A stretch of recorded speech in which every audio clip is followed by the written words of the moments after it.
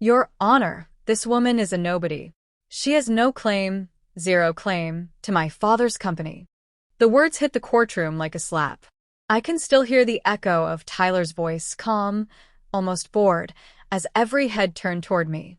My heart slammed so hard, I thought the judge could hear it. I was Sophia Bennett, 28 years old, standing in the front row wearing the same black blazer I'd worn to board meetings with Dad for 6 years. And in that single sentence, my stepbrother had just tried to erase me. My name is Sophia Bennett. 4 months earlier, my father, Robert Bennett, died at 60 from a massive heart attack. He built Bennett Innovations from a one-car garage into a $50 million tech company that powers half the security systems in the Midwest. I wasn't some distant relative who showed up for the funeral. I was the one who stayed late rewriting code, the one who pitched to investors when Dad's health started failing, the one he called my real partner in every company email chain. He told me, repeatedly, that when the time came, I would inherit 40%. Tyler would get the other 40%. Equal. That was the deal. So why was I sitting there, palms sweating, while Tyler, 32, polished suit, perfect hair, stood at the podium like he already owned the building? Before we continue with this video, please like, subscribe, and turn on the notification bell for updates. Because the moment the probate hearing started, everything I thought I knew about my family cracked open. I walked into that courtroom expecting paperwork, signatures, maybe a few tears. Instead, I got a performance. Tyler didn't just challenge the will. He challenged my entire existence. He looked straight at the judge and said I wasn't Dad's real daughter, that I'd been living a lie, that the company, the only thing Dad ever promised me, was never mine to begin with.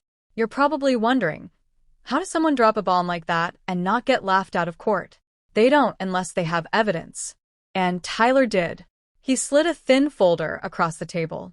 Inside was a DNA test dated 5 years earlier. 0% match. Then he pulled out a single sheet of paper, a handwritten codicil supposedly written by Dad 2 weeks before he died.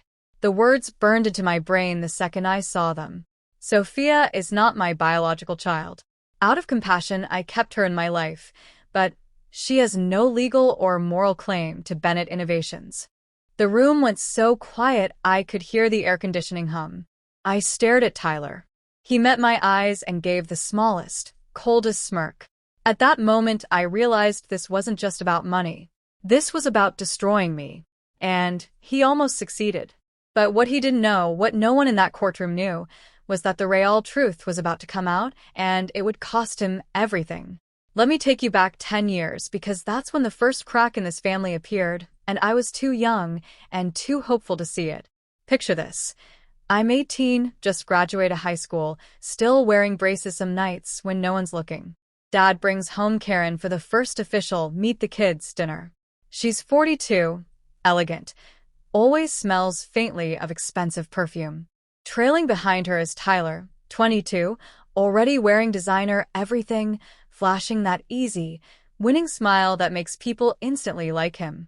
Or at least think they should. Dad's face lit up in a way I hadn't seen since Mom died when I was 12. Sophia, this is Karen. And this is Tyler, your new stepbrother. Tyler shook my hand like we were closing a business deal. Heard a lot about you, kid. Dad says you're the brains behind his little side project. He laughed like it was a joke. I didn't. From day one, the dynamic was set. Dad treated us the same on the surface. Paid for Tyler's fancy business degree at Northwestern. Gave me my first real job at Bennett Innovations the summer I turned 22. Entry-level coding, then project management, then sitting in on investor calls. He never played favorites out loud. But Karen did. Every family photo had Tyler front and center. Every holiday toast mentioned my brilliant son first. And Tyler? He never let me forget the company would eventually be his. Dad built this from nothing. He'd say whenever we were alone in the office. Blood, sweat, and real vision. You're lucky he let you play in the sandbox. I brushed it off. Thought it was just big brother posturing. Then came the red flags I ignored. Tyler's business trips, that always seemed to end with him asking Dad for emergency transfers. The late-night calls I overheard about casino markers. The way Karen would change the subject whenever anyone asked where the money went. I told myself it didn't matter. Dad loved me. He showed it every day, late nights debugging code together, him calling me partner in emails to the board, promising me that 40% stake when the time came. Until the heart attack. Dad was gone in 47 minutes. 48 hours later, Tyler and Karen moved into the family house. Not to grieve. To inventory. They boxed up Dad's office while I was still crying in my apartment. They started asking pointed questions about the real will. They hired their own probate lawyer before I even knew I needed one. And then came the hearing. I walked in believing family still meant something. Tyler walked in carrying that folder. He placed it gently on the table like it was a gift. "Your Honor," he said, voice smooth as glass, "I have proof she was never his real daughter." The courtroom froze. My lungs forgot how to work. He opened the folder. And the first page was a DNA test that said I didn't belong to Robert Bennett at all. 2 hours into the hearing, Tyler stood up with the biggest smirk I'd ever seen on a human face. He didn't just show the DNA test. He weaponized it. "Your Honor," he said, voice dripping with fake sorrow. "This isn't some family disagreement. This is the truth my father hid for 28 years. He slid the full folder across the polished table. Page 2 was the handwritten codicil, dated just 14 days before Dad died. The ink looked fresh. The handwriting looked perfect. And the words felt like a knife between my ribs. "Sophia is not my biological child. Out of compassion, I kept her in my life, but she has no legal or moral claim to Bennett Innovations. All shares and assets shall pass solely to my son, Tyler." The judge's eyebrows shot up. My lawyer froze. I felt the entire room lean in like we were watching a car crash in slow motion. I shot out of my chair before I could think. "That's impossible." My voice cracked across the courtroom. The judge banged the gavel so hard I jumped. Tyler's lawyer immediately jumped in. "Your Honor, we move for immediate dismissal of Miss Bennett's claim. The evidence is clear and uncontested." That's when the real stakes hit me like a freight train. If the judge believed him, I lost everything. Not just money, my entire identity.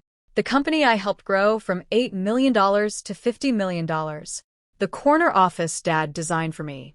The team that called me boss when he couldn't make it in. Tyler would sell Bennett Innovations within weeks to cover his $1.2 million gambling debts. Debts I only found out about later from frantic calls from casinos he'd stiffed. My career, my reputation, every late night I spent believing Dad saw me as his real daughter. All of it would vanish because of one forged piece of paper and one fake DNA test. I stumbled into the hallway during the recess, legs shaking, tears burning. I kept replaying every memory. Dad teaching me to code at 12, calling me his little genius, promising me the future. Was any of it real? Or had I been the charity case everyone whispered about behind my back? I wiped my face, walked back in, and looked Tyler dead in the eyes. "Order a new court-ordered DNA test right now," I said, loud enough for the whole room to hear. "Today." For the first time all day, that smirk vanished. Tyler went pale. His hands actually trembled as he gripped the table. And right then I knew he was hiding something massive. 14 days later we were back in the same courtroom, and the tension was thick enough to choke on. The new DNA results, court-ordered, independent lab, chain of custody ironclad, sat sealed in a plain white envelope on the judge's bench. Everyone's eyes kept flicking to it like it was a bomb about to go off. Tyler sat rigid, arms crossed, so tight his knuckles were white. Karen wouldn't even look at me. She stared straight ahead, lips pressed into a thin line. My lawyer stood first. "Your Honor, the sealed report confirms a 99.99% probability match. Sophia Bennett is the biological daughter of Robert Bennett." A ripple went through the gallery. Tyler's face drained of color. I felt my knees buckle for half a second before I locked them. But my lawyer wasn't done. He handed the judge a second packet. "We also submit expert analysis on the alleged codicil. Handwriting comparison shows inconsistencies with known samples of Mr. Robert Bennett's writing. More critically, Forensic ink dating and printer timestamp analysis proved the document was produced on a laser printer manufactured in 2023, 2 years after Mr. Bennett's death. It is a forgery. Gasps. Actual gasps. Tyler's lawyer jumped up, stammering objections, but the judge silenced him with one raised hand. Then came the kill shot. My lawyer projected bank records onto the screen. On March 15th, exactly 2 weeks after Mr. Bennett's passing, $18,000 was wired from Tyler Bennett's personal account to a known document forger operating out of Chicago. The same forger has a pending federal indictment for similar frauds. We have the wire confirmation, the email chain, and the forger's own statement confirming he was paid to produce the codicil. Tyler's had dropped into his hands. Karen finally looked at him, pure fury in her eyes. The judge leaned forward. Mr. Bennett, do you have anything to add before I rule? Tyler lifted his head just enough to mutter, I thought it was the right thing. His lawyer tried one last desperate swing. Your Honor, my client was under extreme emotional duress after his father's death. This was a misguided attempt to. The judge cut him off cold. Misguided? This is felony forgery, perjury, and attempted fraud on the court. The original will stands in full force. Miss Bennett's 40% share is confirmed. The gavel came down. But Tyler's lawyer wasn't finished.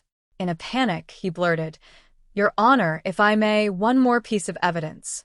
He fumbled with his tablet and accidentally pulled up Tyler's private messages instead of whatever file he meant to show. The screen flashed for 3 full seconds before he yanked the cord. Everyone saw it. Text to a bookie. Need 1.2 M by end of month or I'm done. Then one to Karen. Once she's out, we sell everything. I'll clear the debt, and we split the rest. The courtroom erupted.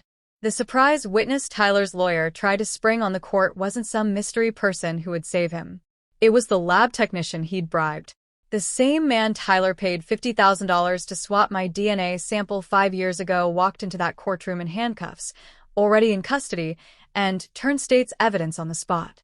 He looked straight at the judge and said, Tyler Bennett paid me to make the test say 0%. I have the original sample, the wire transfer receipts, and the text messages proving it. Tyler's face went ghost white. His lawyer's mouth actually hung open. The entire courtroom gasped so loud the bailiff had to call for order. The judge didn't even need another recess. She looked at Tyler and said the words I'll never forget. The 2018 DNA test was falsified by Mr. Tyler Bennett. The codicil is fraudulent.